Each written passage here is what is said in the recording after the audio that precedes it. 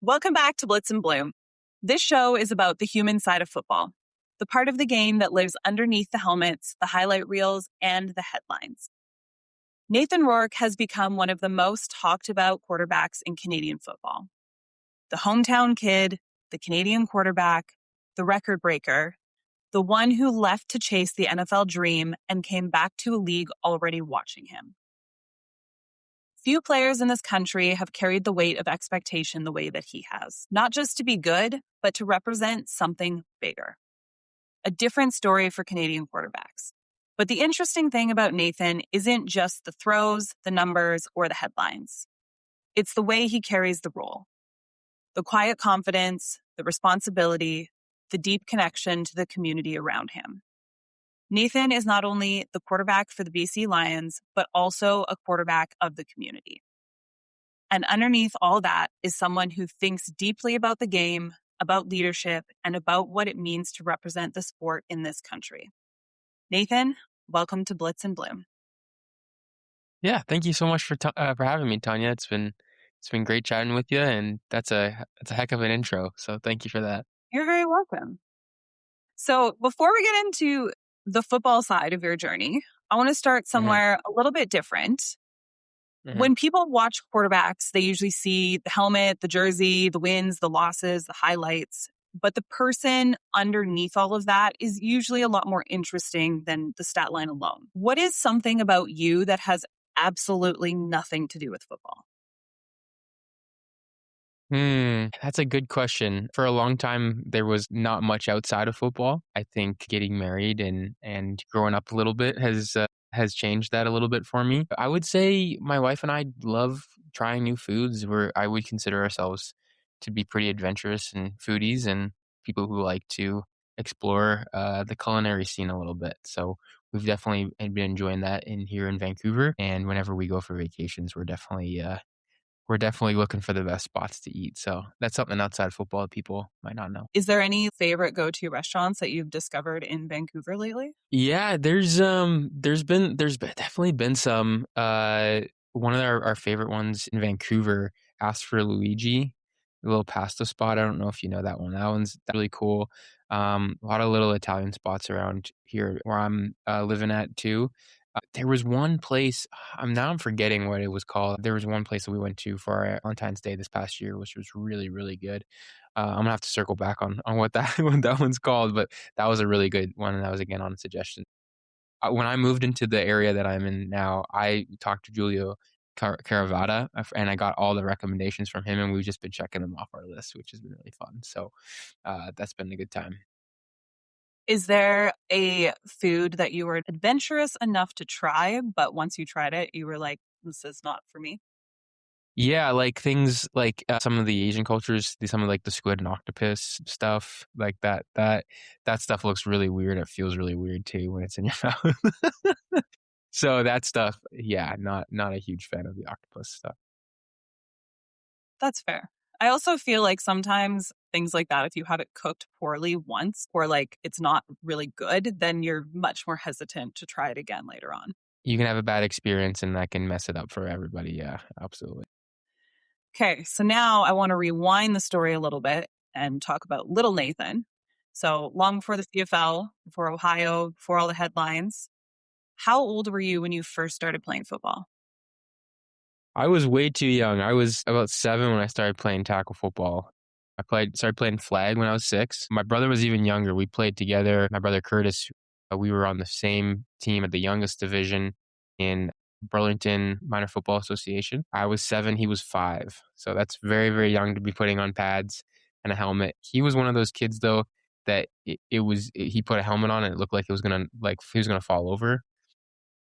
Because his helmet was so big. Yeah, we got into football really early. I was a kid who was super, super interested in the sport. Huge fan of Brett Favre. I grew up in a household where only 1 hour of screens was allowed per day, and so I got to choose what that 1 hour would be. And growing up, I chose 1996 Green Bay Packers highlight reel of their Super Bowl win, and I was in awe of Brett Favre, and so he was the inspiration. And as soon as I was able to, I got involved in organized football. You know, the irony of Brett Favre being the guy who's speaking about young kids playing tackle football, and you two were like the youngest tackle football players. Yeah, no, 100%, 100%. Yeah, it's been interesting because I remember just growing up, even in grade school, just being, people would be like, "Who's your hero?" And then I'd be like, "Oh, Brett Favre's my hero," and stuff like that. And then you like, just from a purely football standpoint, like learning later, just how I don't want to emulate a lot of things that he does, and how my style is really different than his. He was always known as a gunslinger, the original Patrick Mahomes, I would say, in a lot of regards. And so a lot of all the success that he had on the field, people forget that he also had the most amount of interceptions anyone's ever thrown. So it's something that you don't want to follow in those type of footsteps. But I really loved the way he really showed passion for the game. Like you could tell he was having fun. And when I remember as a young kid, just that standing out to me, and something that I wanted to follow and just to have fun with my teammates. And that's still something I try to aspire to be. Obviously, it should be said that off the field, I don't think he's the best person, but he was certainly where it all started for me. Yeah. I mean, I think both can be true. You know, not everyone can be everything and perfect. So I think there's people we can look up to for certain aspects and certain parts of their Absolutely. life, but also be like, I also don't agree with this, but that doesn't take away that they might be very talented in some other aspect or like very For something that sure. you want to achieve.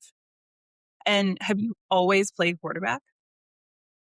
Yeah, yeah. It was that first year I played quarterback. My first year of rep or travel football, I was in the younger age of the U whatever it was. So it might have been like, I don't know, U11 or something like that, U10, and I was a younger one. And for my first year, I played defense.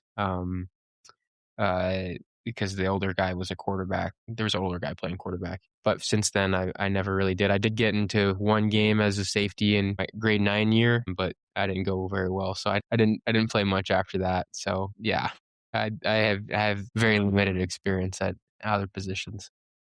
Heavy on the offense, light on the defense. For sure. For sure. Was there a moment growing up when you realized that football might become something bigger for you than just playing through being a child and school? I really didn't. I was kind of one of those delusional kids that like I never really thought about doing anything else, even in like I have old scrapbooks of, projects that I did, in class where I was very, very young and they were asking like what you wanted to do when you grow up. And I'm like in grade, 2 or 3 and I'm going to play in the NFL. I'm going to win a Super Bowl, that kind of thing. Like it was always those type of things. I remember career day being always very difficult for me when they were asking you how to plan basically your career.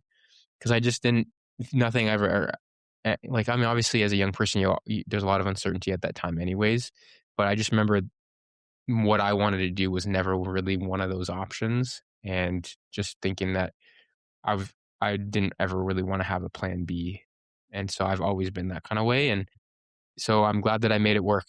Yeah, I think, it's a good point bringing up the career day because I think a lot of the time people, teachers and stuff, they're like, oh, you need to be realistic. But it's also like Right. if you want to achieve those very specific high level goals, you have to do exactly what you did, which is like from the time you were very young, you just believed that that was the pathway. There was no plan B and you just were going to do it. Yeah, absolutely, and it certainly was, like, a lot of my who I was as a person was that football player, especially in growing up in Canada, growing up in the Toronto area. Like football was really not the most popular sport at all, and so that kind of made, at least in my eyes, felt like I was one of the kids who was playing something a little bit different, and so that really became a bit of my personality trait was, the football guy, the football kid, wearing the Green Bay Packers hat, always. So that certainly was a big part of who I was at that time. Did you play any other sports growing up? Yes, yeah, I played pretty much everything. So the first sport I actually got into was soccer. Played Timbit soccer, and football shortly after. Got to play a little bit of baseball, And then when I got to elementary school, I just played whatever was going on as long as I didn't. Sometimes I mean, as you're a kid, you look back and it's like, it's crazy I was able to handle that type of schedule.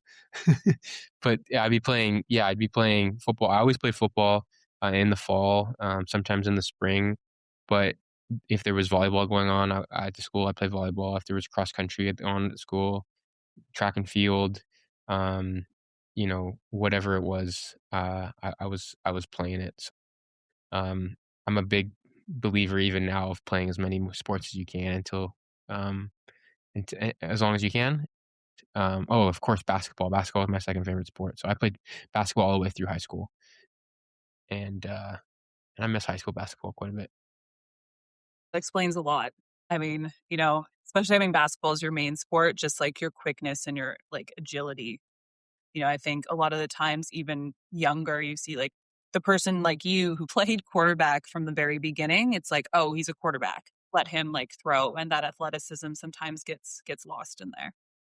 Yeah, for sure. Yeah, I remember even when I was really young, I just remember wanting to compete and do everything. It's funny though, even when I was at a really young age in elementary school, I remember like doing cross country and training and doing, doing the runs every single day, but always seeing it as something that this is going to make me a better football player. So I always saw it through that lens. I remember playing basketball and thinking like this is going to make me better laterally and make me tougher because I have to, guard people and take charges and that kind of thing. Like I always saw it as a way to benefit me in football, and football was never a question which one was my number one.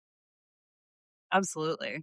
And like having played so many sports, what was it specifically about football that you latched onto?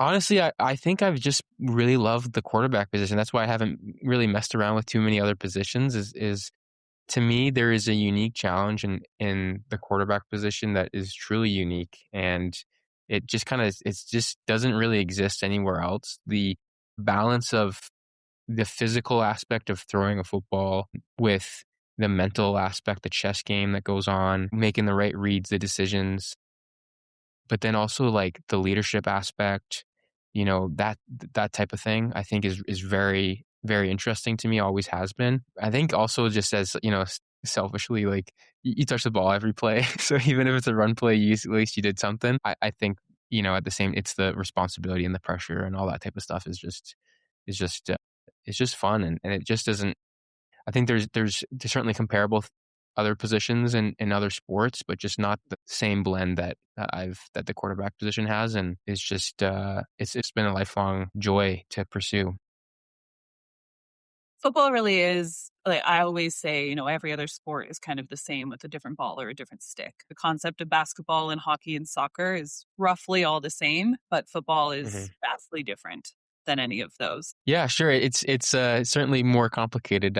I married into a family that, although they're sports fans and they played a little bit of sport, are I would say that they're not weren't super football fans when I met my wife, and I always apologize kind of to them because it's it would have been a lot easier for them to have picked up the rules to soccer or hockey or even basketball. Like football is one of the hardest sports to pick up on if you're a casual fan. And luckily, I married into a really good family, and they're very, very inept right now. They know exactly what's going on, and that's really cool to see. But when they started, yeah, I always say it's a complicated sport. It's not the easiest one, and there's so much nuance. Yeah, it's a game that you're forever learning. Like there's no end game, players, coaches, and the minute you think that you know everything, you know nothing.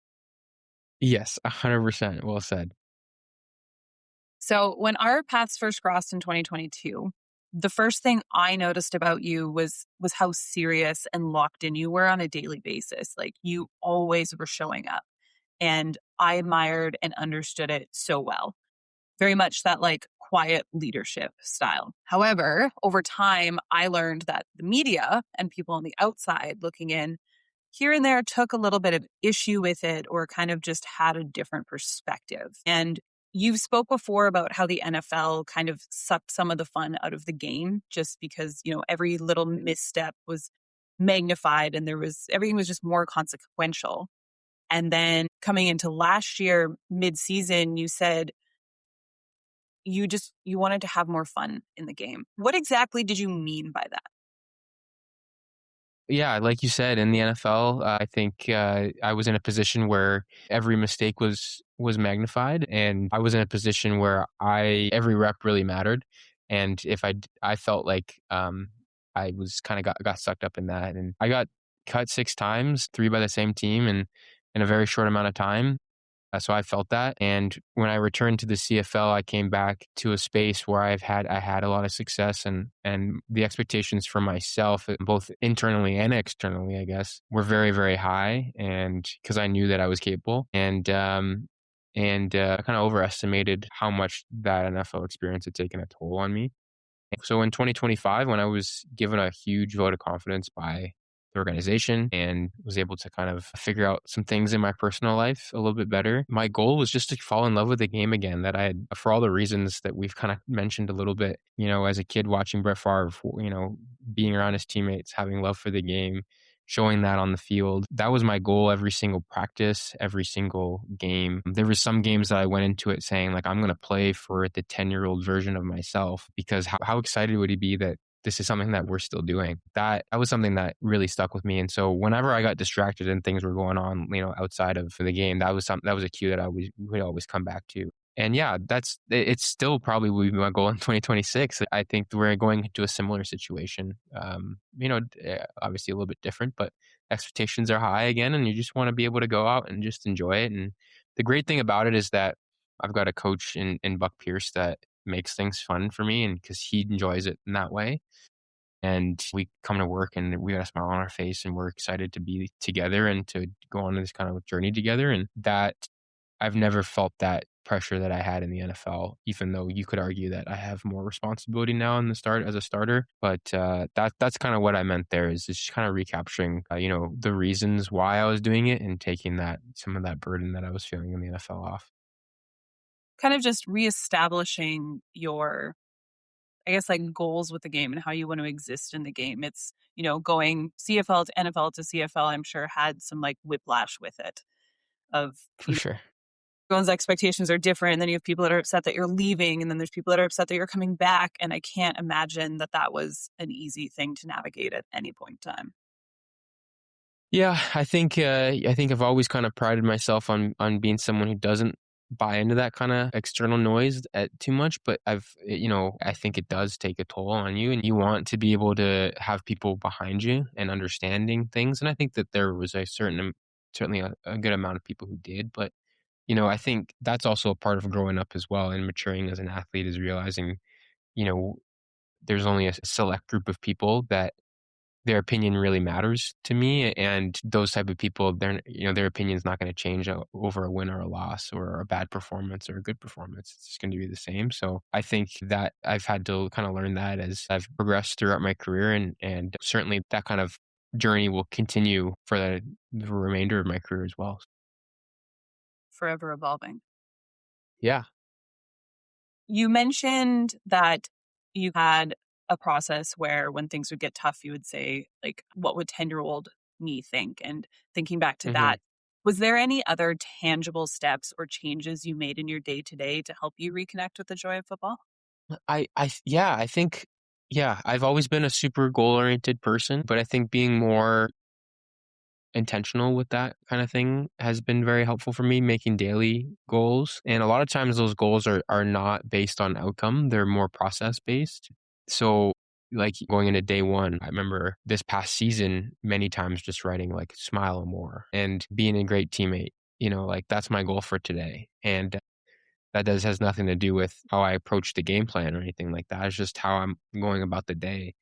So those are the things that I'm more so focused on, and I always have a goal into that. And then I have a goal like that, like going into the game as well, because I know at the end of the day, I trust my preparation process. That's one of the things I did learn that was positive coming on the NFL, was that some of these players that you see on TV aren't doing anything extraordinarily different than I am. I would say in some regards, I've got a better process than some of them. But, I can trust my process, but it's so many other factors that go into it. And so I trust my process. I know I'm going to be prepared mentally and physically. It's just a matter of going in with the right mindset. And that's going to be the battle for me for every week. I like that. The small daily goals, I think, are something that's very underestimated because it's very much, well, it's one day, what difference is it going to make? But when you stack one day after one day after one day, 1% every day, all of a sudden 100 days in, it's 100% better. Yes, 100%, 100%. So again, going back to 2022, you weren't just playing well. You were quite literally rewriting the narrative around Canadian quarterbacks. I remember training camp, which was my first training camp, and I was just completely in awe of the offense. I remember still standing on the sideline and just being, what am I watching? What is going on? And me coming in then, to me, that was the norm. But because it was my only experience, I had nothing to compare it to. But I did learn very quickly from others that that was not normal. That was not typical. They're like, this is not what usually happens. This is not how this usually goes. So you had a 10-game stretch, obviously stopped by your injury, but you broke records. You were throwing for over 400 yards. You were making a really solid impact, especially as a Canadian. And I'm curious if you ever experienced a moment of almost whiplash, going from being Mike Riley's backup to suddenly being put on that pedestal as like the Canadian kid quarterback. I remember that year in 22, like really struggling with the media and the attention because it was just something I'd never dealt with at that point. Like I was very, I don't know if lucky is the right word, but I was at that point in my career, I hadn't dealt with it to that extent. I went to a mid-major school, Division I program in Ohio, and we would get pressed at the end of games by some student reporters, and it wasn't any big people coming from Columbus or anything like that, and so we all had good relationships with everybody. So I never felt like I was very much under the microscope, and so I really struggled with that. That was something that I really wanted to shy away from. I knew the reality was that the team that we had was unbelievable. The receiving core is one of the best I've ever played with. We were very, very well rounded at every single position up front. We had JB who was doing as much in the passing game as he was in the running game, and it just didn't seem like we were going to, just a group, and it was just like such an egoless group as well. And so, like, just to be a part of that, I just knew that I was a piece of that, but I felt like outside of the locker room, they wanted to elevate me more than everybody else, and it didn't really sit well with me, and so I really struggled with that. And so that was probably the biggest thing, was just understanding, that even if other people are going to be propping me up, they're going to be wanting to ask my opinion, and there was times that I look back at it now and I wish that I would have handled it a little bit, certain things a little bit better, but it also allowed me to, that was a big area for growth. So, when I came in 25, I remember going into the year and trying to be intentionally having a different mindset to media. I want to treat everyone with respect and everything, and I that's always a big thing for me, but I don't want to shy away from media. I just want to see it as something that it's going to be there, and might as well, have some fun with it. Absolutely. You brought up a really interesting point of almost having some frustration about people wanting to put you up on a pedestal but not really mention the people around you. Is that Mhm. something as a quarterback that you find is pretty consistent, where you're almost just like, yeah, like I get I'm doing great, but like also please pay attention to everyone else as well? Yeah, 100%. I mean, I think you know, we enjoy the game for the same reasons, which is that it's the ultimate team sport. And especially as a defensive minded person, like if everyone could do something wrong and on defense, but one person could make a play and you're all good. And on offense, it's almost the flip side. It's like we could have all 11 of us do the right thing, but one guy messes up and then it's a 5-yard loss. You know what I mean? Like, it's the ultimate team sport. There's a role for every single person, all different shapes and sizes. You bring in so many different people from different backgrounds and you ask them to go together on a collective goal and a collective journey. And when you are able to do that, not only is it super rewarding, but you build incredible relationships and people that that you're in their weddings and you die for them. And, like, it's just incredible. It's an incredible thing. And that's not just sports. It's something special about a football team. And so, I also was in a position in 22 where I felt very honored to be the distributor of the ball to some very, very talented people, people that I really respected, veterans that had helped me my rookie year and were helping me through 2022 and all that. That ride had to do with it, and I felt like I owed them in a certain regard, and I certainly held them in a high regard, and so I wanted them to get the respect that they deserve. So that was part of that as well. Yeah, I had VA on a couple of weeks ago, and he spoke about that receiving core as well. And I mean, we Mhm. talked in depth about his experience of being, he called it actually the rental, which was very suiting for the situation during your injury recovery and kind of the challenges that came along with that role. And I'm curious what that dynamic felt like from your side, having VA come in, a quarterback who recently had broke out as a leader in the Mhm. league. What was that experience like for you, kind of that even first time around and then the second time around with you coming back on the flip side of things?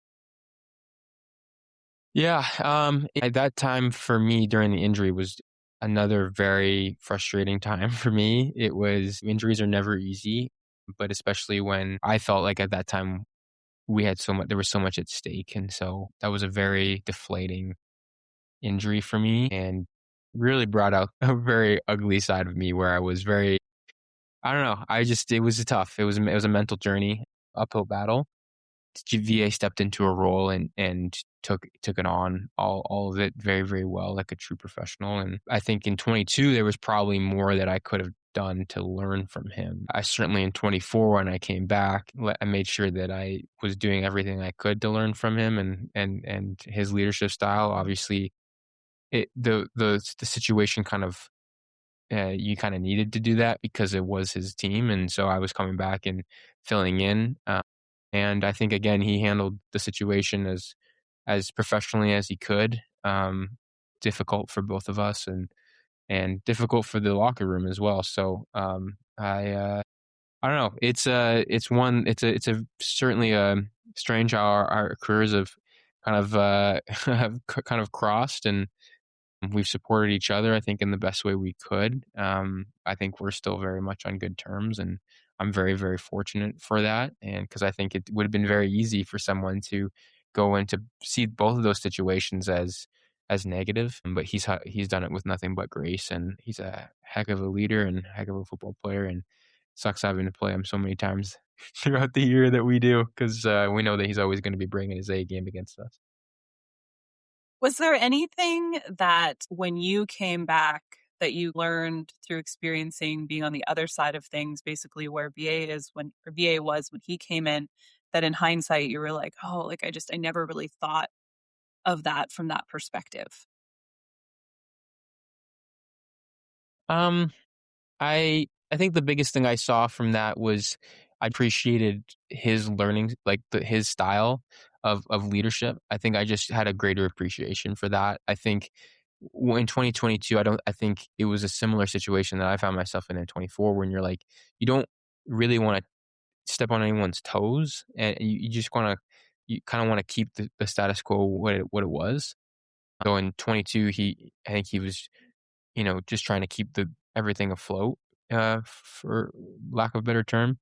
And in 24, I saw him as a full leader, like this is his team and all that different type of stuff. And so I really got to see his leadership style and the way that he led the huddle and how he interacted with the guys and how he talked in meetings.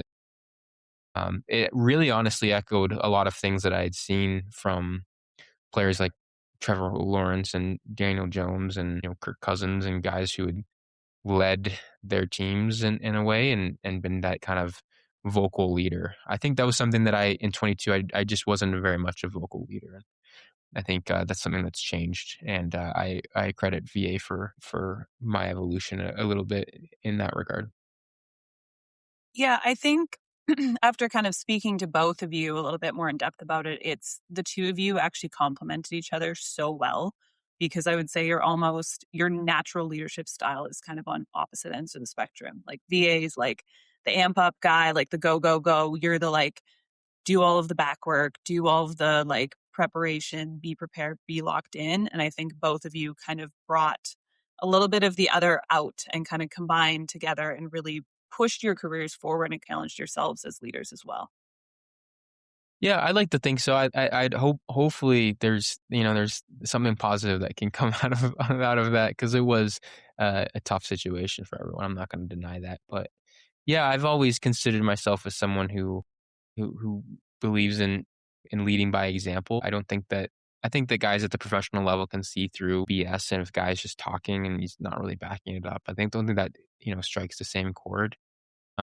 I'm a big believer in what Michael Jordan said in The Last Dance, is that he never asked a teammate to do anything that he wasn't doing. And so I really believe in that. If I can't expect people to show up at 6 a.m. and get their lifts in or stay late if I'm not doing that. So that's something I believe in. But I also, when I watch VA, I think there's a time and there's a place to be able to bring that energy. When you see that come to practice and the mood's a little bit low, or you just came, or maybe you on a winning streak and you're getting kind of complacent, like just to bring everybody up and say, this is not what we want, like that type of energy and stuff like that. I think at the professional level, I don't think I'd ever seen that modeled in the way that VA did, and that was something that I felt that he left for me, and I'm appreciative to be able to have seen that, yeah, firsthand.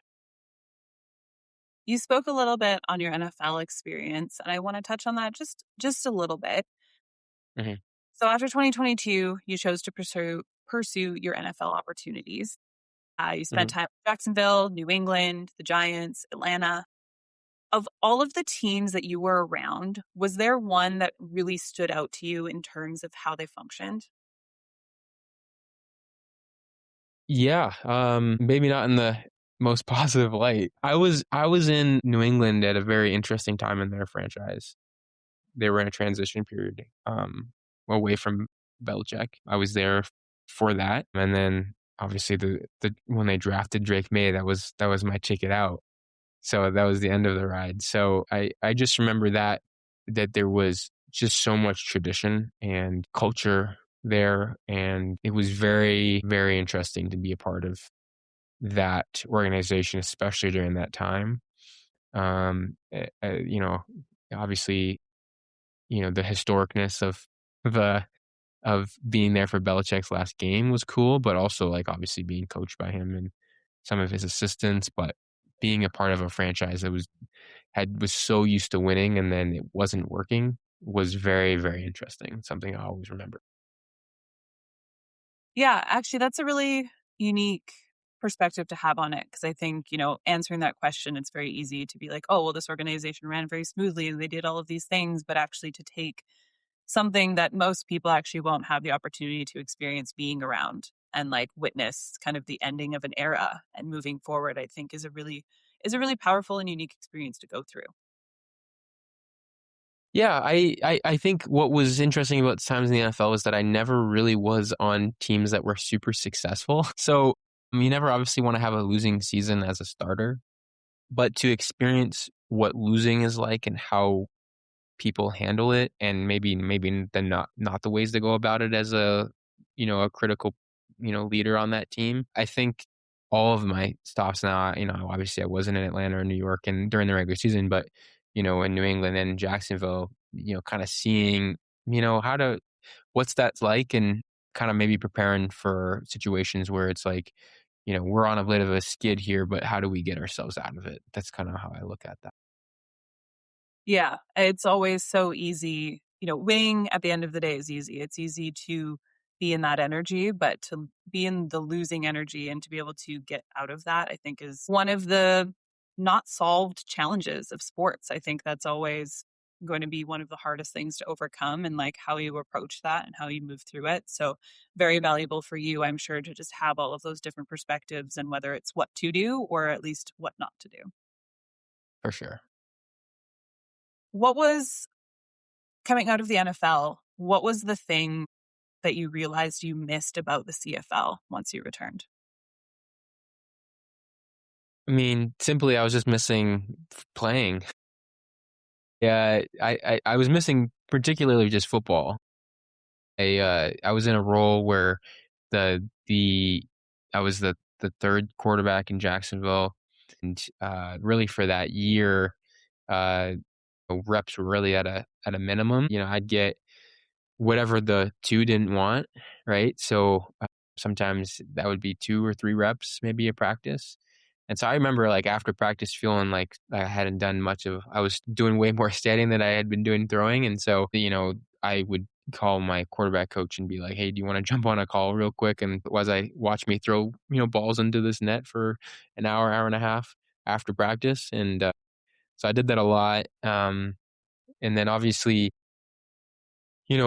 getting closer to opportunities in other places and just not, feel like going to New England and feeling like I did the work and it not paying off, going into New York and just never really feeling like I fit in. Atlanta not feeling like I got a chance. Like I just wanted to go to a place where um I well, I should say this first. Like when I was in that situation, I kind of, you know, I kind of forgot why I love the game, and I had to kind of remind myself like it's not, what's so frustrating is not the game itself, it's the situation. And I just wanted to go back and feel like I was getting better every day and improving. And I realized that, as much of the goal that I had as an NFL, as a young kid, and to get to the NFL, that was my goal since I was very, very young. My goal wasn't actually that. It was just to improve every day as a quarterback. And the CFL had given me the best opportunity to do that. And that's still my goal to this day. And I'm fortunate that the Lions welcomed me back and that I'm still here a couple years later. Do you feel like you've fully processed and moved through not going forward with the NFL, or do you still deal with that kind of pang of what if every now and then? Yeah, I don't know. It's an interesting thing because I know without a doubt I'm confident that under the right circumstances I could play down there and I could make a long career down there. I know that I'm not outside of the top 32 quarterbacks in the world right now, and but I also know that that's true for a lot of different players. Is that the situation just doesn't line up? The politics are a little bit too much. They favor some guy over another, and the timing doesn't work out. It is validating knowing that all 4 places that I was at, neither the head coach or the GM is there anymore. So, that does feel a little bit good. But I do at the same time, I recognize that um, the opportunity in the CFL is unique, and it's it's a really a privilege and an honor to be a Canadian in the CFL. And so as much as I love the NFL growing up, I do have a lot of memories of watching the BC Lions, watching Travis Lulay and G. Ray Simon, going to Hamilton Tiger Cat games, going to Toronto Argonaut games. As a kid, the Hamilton Tiger Cats were huge minor football, and including my little BMFA, league. And so the grassroots and the community aspect of the CFL, I think, fits a lot more of who I am as a person. And I think the impact in lasting legacy is like, it's the impact that I can have is pretty, it's pretty unique for the what needs to be done, I think, for the Canadian game. And that's something that I feel like I have a bit of a responsibility to handle it and to be, to cultivate in a way. And I don't think I would be getting that in the NFL the same way. And so I think that's a unique challenge and an opportunity to leave a lasting impact. And I don't take that for granted. Very much aligns with you discovering that your dream more so was about growing and improving every day, and that you gravitate a little Hmm. bit more towards CFL in the sense that you have that opportunity to like grow not just by yourself but in other ways, be a part of the community. I'm interested in, if you were to pick one thing that you miss about the NFL on like a day-to-day basis, what is that one thing that you're like, I really wish we had that up here? I mean, I think it's just probably the facilities or the maybe everything that we could have to be able to be to the highest standard. I remember, in Jacksonville, they had just built a new facility when I got there, and it was like state of the art. And just knowing that every little inch of everything is like just the details was so important to everybody, and you're going to be going to the best place with the best, means of things. I think everyone here with the Lions and every CFL thing, every organization has every interest in every player reaching their full potential.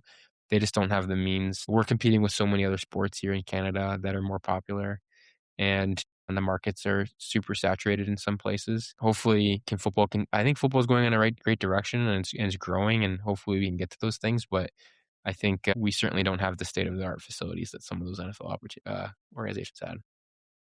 Yeah, that checks out. I think that's probably at the end of the day the biggest gap, that and just like the immense amount of staff.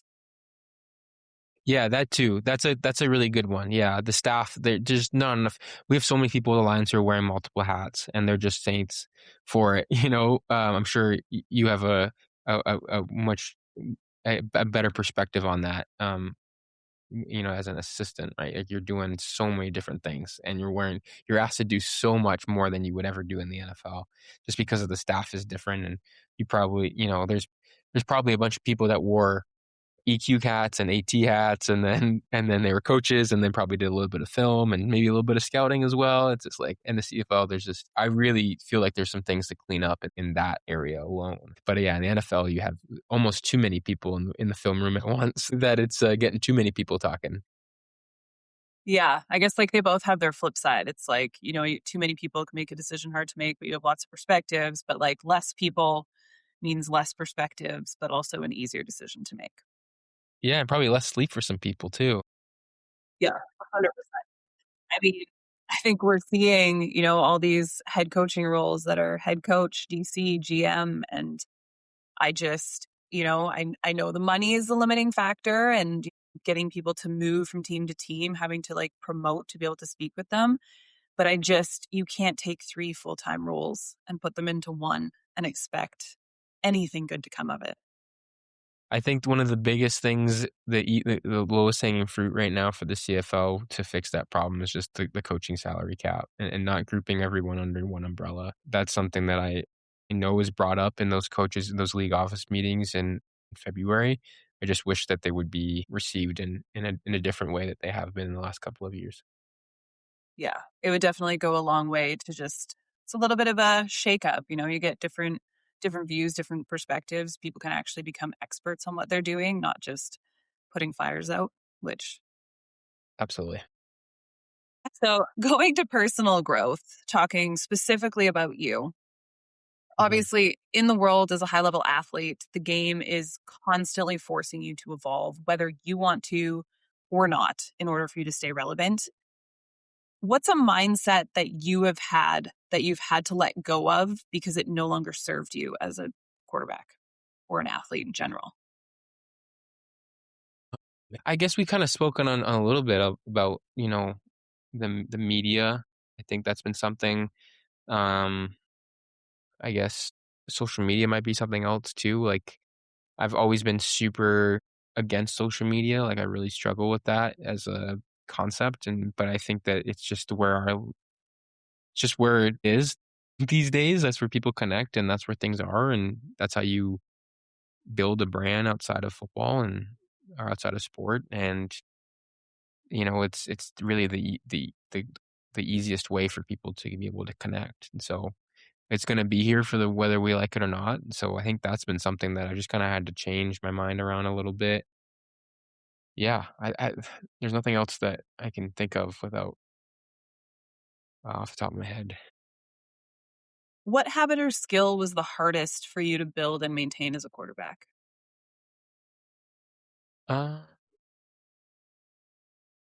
I think that things have been pretty easy for me in a lot of ways in terms of like staying disciplined because I enjoy a lot of the process. I think that there's definitely been things like uh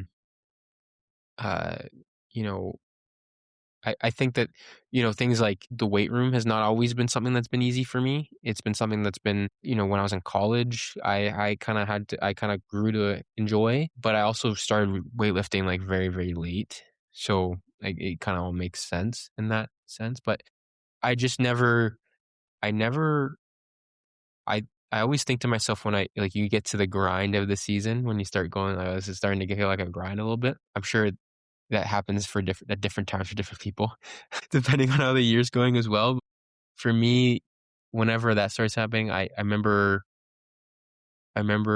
always trying to like be like, hey, if I ever would want to do something else than what I'm doing right now, like anything else, then that's when it's time to walk away. Because I mean, as you know, like it takes everything. It takes, you need everything or you're not going to get anything out of it. And so all those discipline, all that stuff that takes discipline, all the habits and stuff like that, if I feel like that stuff just, unless I feel like I'm going to should be doing something else, then I just, I wouldn't do it. And so everything that I do, I enjoy. It's been pretty easy for me to do. I love the process. I love improving. I just don't think I was able to articulate it until it came back to the NFL, to be honest. So yeah, I don't think I think, there's been some things like, maybe nutritionally that I've learned throughout my career, just like strength and conditioning, that I've kind of like learned to enjoy a little bit more. But as a professional, I think I've tried to be a pro as much as I can. I think that's a very healthy relationship that you have with it, because I think to be able to say that all of these skills, which are hard skills and kind of mindsets to be in for like the typical human being, to be able to be so comfortable in that just means that you're very much in the right place. Like it aligns with what you want to do, who you are as a human. I think you speak to, if I don't feel like I want to do this or I want to do something else, then I'm out.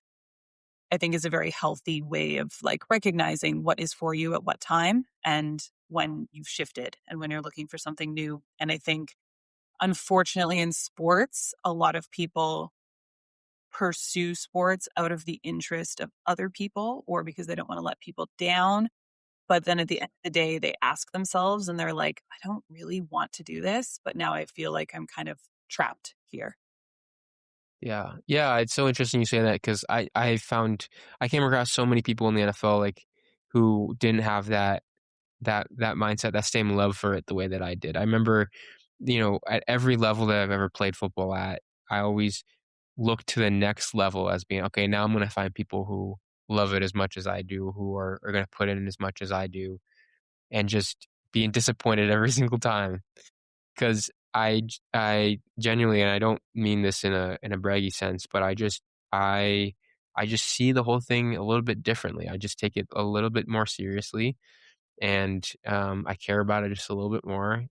And when I do find those people, we usually spend a lot of time together because it's a lot easier to do that. And I definitely try to seek out those people. But I remember going, going from high school in Canada, then going to the States and, finding people on it. At first, you're just like, oh man, these guys are really intense and all that different type of stuff. And then after a while, you go, okay, but then there's a line that people won't cross in terms of their work ethic, and you find yourself above that. And then I would find that when I got to college as well. And okay, there's people here who are just doing the bare minimum. They're doing the bare minimum. And when you do find a mentor, you do find somebody who is going to be able to push you and they're at that same level, you go to that person right away. You make friends with that person right away. And then when I got to the pros, the same thing. NFL, I found a lot of people who just love it for the money or because they're good at it and they just play it because they like the lifestyle. And they, if it wasn't for that, a lot of people were just trying to get their pension and leave. It was startling to me. And I think to circle back to one of the questions you asked earlier is just, that is a part that stings, knowing that information that, I've loved this. I've been on this journey for a while, and some people are they're still on their journey, but they're in it for the wrong reasons. That might be a little bit self-righteous of me to say I'm on it for the right reasons, and they're not. But that that is part of this thing. It's understandable. I mean, when you put so much passion into a game and you're so dedicated to it, I think it's within your right to be frustrated when you see people around you that are having more opportunity than you and more opportunities for success at that level. And you're like, but I know that they just don't see this or feel about this the way that I do. And I guess it really speaks to as well at like the end of the day, professional sports, I suppose, are a job is still a job. But it kind of, those lines do get very blurred because sport is such a passionate thing. Yeah. Yeah, for sure. And again, like I've never seen it as a job. I'm in trouble when I start seeing it as a job, right? But I just remember, you know, in OTAs, like in the NFL, like having a hard time finding people to throw with. Like people were very, very, very, very fine, very content to just, you know, do the work and then leave and do something else. And you know, obviously everyone has their own process, and my process might not be the most optimal, but you know, I just want to go out and play catch with some guys, you know, like it's just a different kind of mentality and stuff like that. And so, yeah, I think that is certainly something that was revealing to me when I got to that level. Building on your passion of the game, when the CFL came out about their upcoming rule changes, that was Hmm. something that you put that passion to work and had a lot to say about it. Now that the dust has settled a little bit, how are you feeling about the pending rule changes? Yeah, I think obviously I don't think like opinion wise I've changed. I think that there's the reality is that they're probably going in no matter what, and you might as well as a player kind of buckle in and get ready for them and wrap your head around them. I don't want to be in a situation where it's affecting my play. I've obviously signed a deal through when those rule changes are supposed to come in, so you know I've signed up to be there for all the changes and stuff like that. I do think that the way that the league went about it could have been a lot better. It was a huge deal to a couple years ago to move the hashes in. They did it. It was the only significant rule change that year. Off the top of my head, I don't remember a ton of other things going in with that rule change. It went through all the correct channels of going through the rules committee. It wasn't an authoritarian approach in the slightest. The way that's the complete opposite of the way that they've gone about these new ones, right? Again, those hashes they went in. It was a big deal, I think, at the time. But they went through the right channels. They did it in a way that was in a collaborative manner, and it turned out to be something that I think is a positive for the league. And but on the flip side, you go into a situation where no one in the league, you know, in the coaching or the GMs or the players are asked, or it's not a collaborative environment. It's happening no matter, and you just kind of deal with it. U Sports has to deal with it. You know, community club level has to deal with it. And to me, the reasons why they want to do it still don't make a ton of sense to me. And so that's, you know, I'm not a huge conspiracy guy, but it's hard not to think about what else they have planned if that's the angle. And I refuse to believe it's just based off aesthetics and all that type of stuff. So, and then the second thing is just I think that there's a lot to improve within the CFL outside of what's happening on the field. I think that the every single year the revenue sharings and the attendance and the ratings have improved coming off of COVID. This year was the in 25 was the exact same thing. All those elements have had improved significantly. And we're having revenue sharing every single year for the players because the revenue was up. And so to me, I have a hard time thinking that the problem with the CFL product, I don't care what anyone says. I think the product is exciting. I think it's a fast pace, fast paced version of football that is frankly more exciting than the NFL American version. You know, the stuff with special teams, stuff with a 3 minute clock at the end of games, the overtime rules, all that different type of stuff is way more exciting. More passing, our scoring is higher than that league. You know, like it's just all these different things, and they want to say the product is the problem. I just doesn't make sense to me. And then lastly, I think that the problems that they could be looking to fit, it's like they're looking at the wrong problems. So the problems that they could be fixing are things like we've spoken about, which is like the coaching salary cap and being able to make sure that our employees are paid the way that they should be because the hours and the organization, whether you're an athletic trainer, assistant coach, someone who works in film or in the EQ room, they work hours that are way outside of what are in their job description, and they should be compensated as such. And the GM should not be in the same bracket as as some of these people, and that needs to be sorted out. And we're in a like we talked about earlier with social media, we're in a day and age where you know a lot of the fans that we're in a day and age that everyone is on social media, especially our young people. And the fans that I meet on a day-to-day basis tend to be of an older demographic. Although I will say in BC, there has been a ton of new young fans, which has been great. But there does seem like there's a generation where that had been skipped, where there's season ticket holders or, who are older and, you know, now they're bringing maybe their grandkids to the games or whatnot. I think there's a way to address that doesn't involve changing the product. You know what I mean? And it doesn't involve the product. And I think that means, doing some things with social media, talking about all the, and promoting all the great players that we have in this league.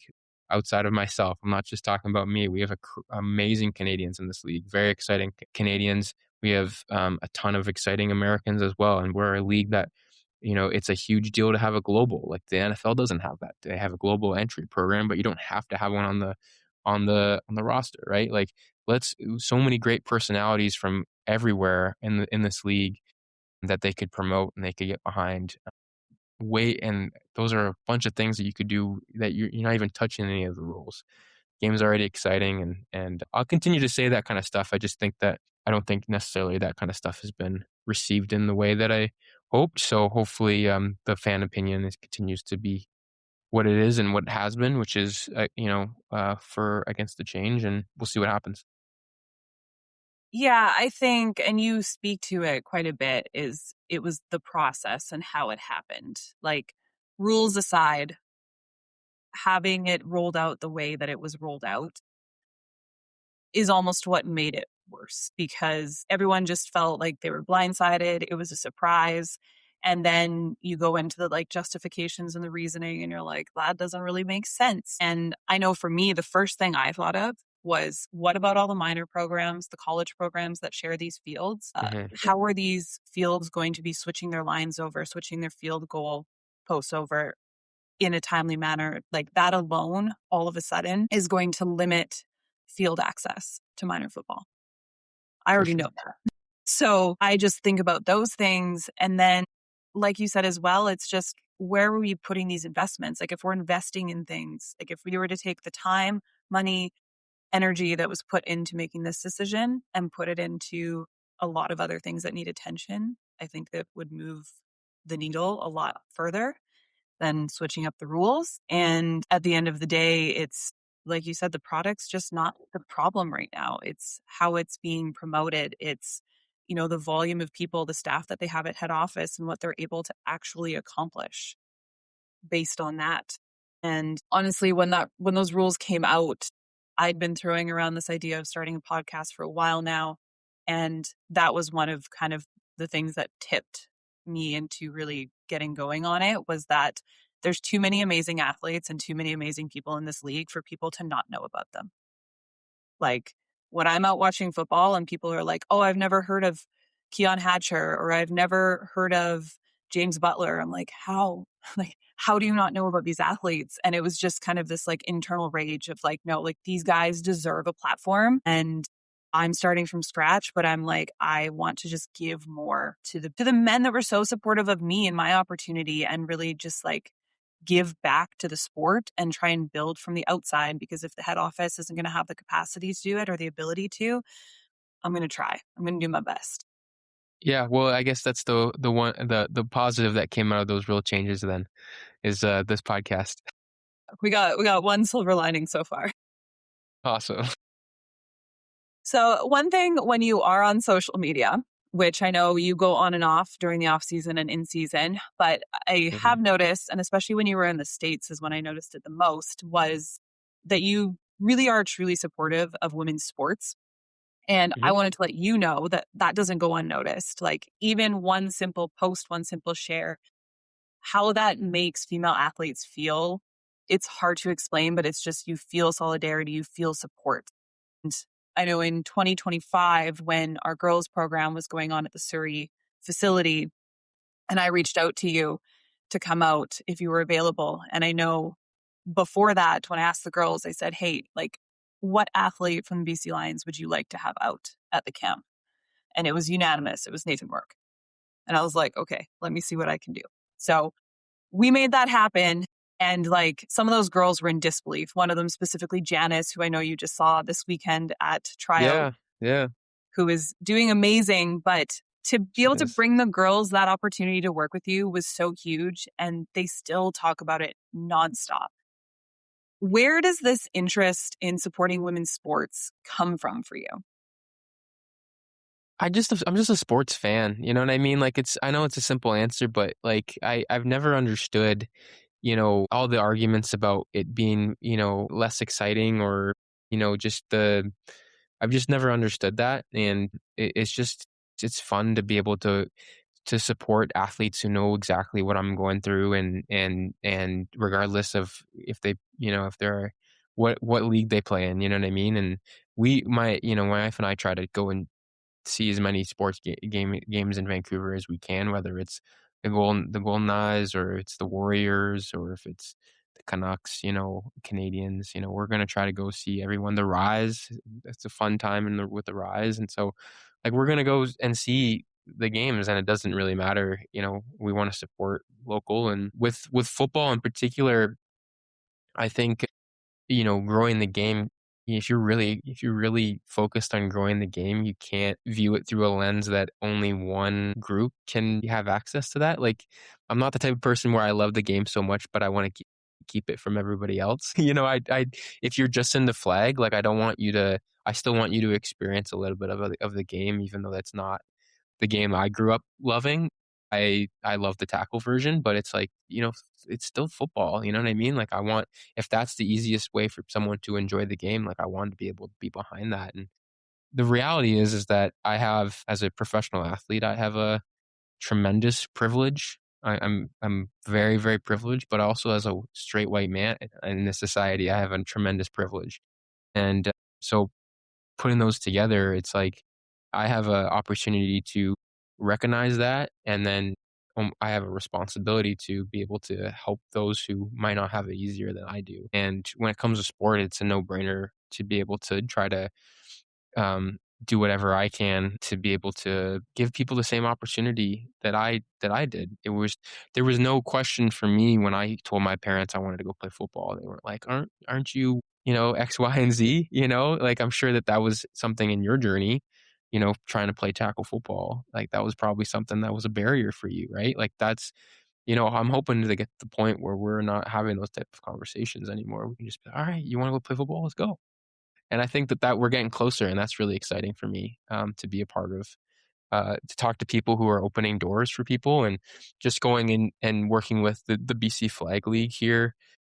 Just the amount, like the women's league is like, it is just skyrocketing in terms of the amount of girls who want to play and women who want to play. And they're actually having to, that particular league is what had to turn people away this year. That's how many, people they had. And so in the next couple of years, they better figure it out because we don't want to have to do that. But yeah, it's just fun. It's really, really fun. And again, I had every opportunity growing up to be able to accomplish my dreams, and it would not be doing anyone justice if I didn't help someone accomplish theirs. Speaking of flag football, you have recently committed to playing quarterback with the BC AFFL with the Man City Hmm. Vice, backed by Hmm. the support of the Lions, which, to Hmm. my knowledge, this is likely the first time to see an active starting CFL quarterback participate in a recreational flag football league. What are you looking forward to the most about this experience? Just learning the game. Learning the game. I've been involved in a lot of flag events. I did some stuff last year, watching the preliminary stuff for Team Canada with the flag team, both the men and the women, and then I've done a bunch of stuff this year. And there's some really great ballers out there who just are really good at the game. And it's not the same. Like it's not a 1-to-1. You know what I mean? So the tackle stuff that is different that you don't see in the flag game, and there's stuff in the flag game you don't see in the tackle game. And so I want to be able to be in a position where I I want to earn the job, and for the Team Canada game in LA. I don't want to be given it. I don't think anyone wants to be given that. I think it's amazing that there's an opportunity for me. When I was a young kid and I was dreaming about playing football as a youngster. I never thought that I would have the chance to play in the Olympics, and spending some time in the States and being a Canadian in the CFL has certainly made me a little bit more patriotic. And so I'm very proud to be Canadian, and I think it would be a huge honor to represent Canada on a global scale. But I also recognize that there's a lot of really great flag quarterbacks and flag athletes, one of which is the guy who's playing it right now, Michael O'Connor, who was my teammate in 22, was on that team, 22, and he's doing a fantastic job right now. And so I don't want any special treatment. I don't want to be able to just be given something that he's doing a really good job with and a lot of other players could do a really good job with. I want to earn my stripes, and that starts with learning the game. And I'm very appreciative to the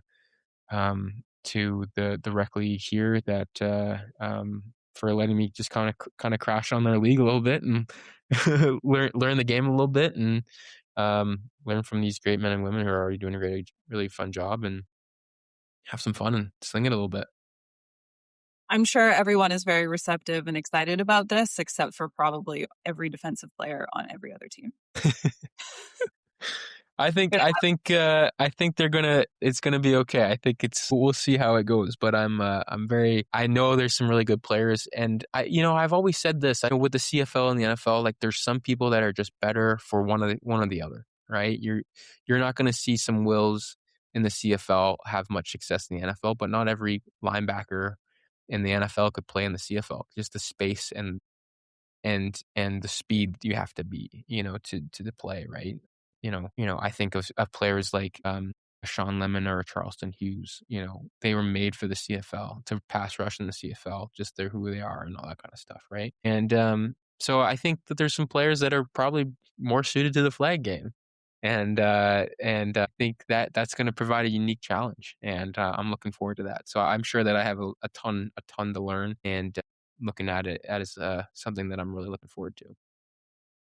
Yeah, I think I know when the CFL announced that they were going to allow their players to play, and same with the NFL, there was a lot of the flag community that was concerned, because they're like, we're the ones that have been doing all this growth. We're the ones that have been playing. And then we're just going to have these professional tackle football players come in and take all of the roster spots. When yes, is that going to happen in some capacities? Absolutely. However, I don't think it's going to be as consistent as people think. Tackle football, like you said, flag football, two very different sports, two very different skill sets. Just because you're a great receiver in tackle football does not mean you are going to excel in flag football. That field is very small. 100%. So I think that got lost a little bit, where people got just so much concern, but it's no, these games are very, very different. Yeah. My first experience when I looked at the fives, the first time I played, I even saw the fives, was last year at the Team Canada event, and just watching how quickly the rush is on you and how quickly the routes downfield are developing and how small those windows are. And then the thing that I noticed when I took some reps yesterday, and just getting used to how deep the shotgun snap is, and the ball's in the air for a long, long time. And so getting used to all those different things, it's just not a one-to-one. It's just not, just because you're good in one does not mean you're good in the other. And so, like I said, I think it's a tremendous opportunity. It's my best, personally, it's my best opportunity. I'm not getting into the Olympics any other way. So I'd love to give it a great shot, and I'd love to see what happens. So I'm fortunate that Paul Lapalisse is the head coach, and we're going to be running a very similar offense to what we are in BC, but not getting complacent, and just looking to have a good time at this point in the process.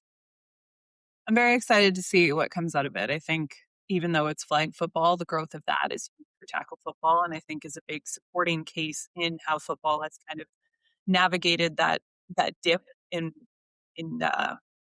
people playing and contributing to the sport, and kind of up on the up and up to contribute to growing and building everything back.